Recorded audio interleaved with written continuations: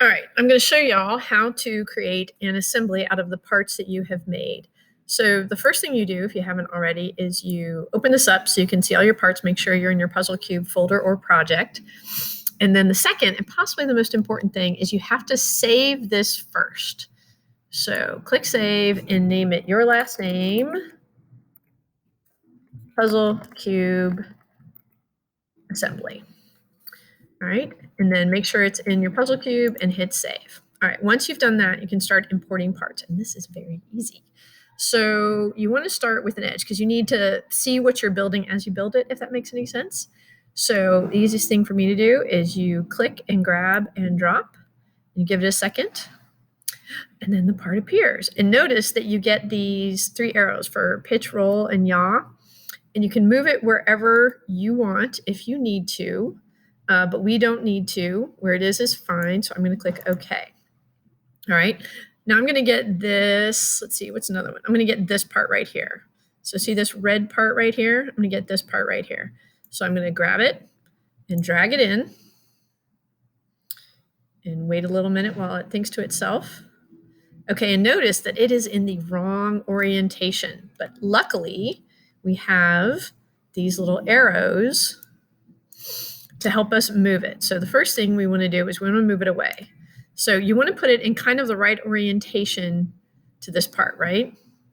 So these parts need to be up, and then this needs to be around. And now it's mostly in kind of the right orientation where it needs to be with this, okay? So we click OK. All right, so now they're sort of in the right orientation to each other, and this is the fun part. Now here's where you're going to start actually assembling it. So you go up to assemble, and you pull down to joint. Okay, and sometimes this becomes a little collapse thing on the edge. So just open it back up. So it's asking you to select what you want to join, what you want to snap together.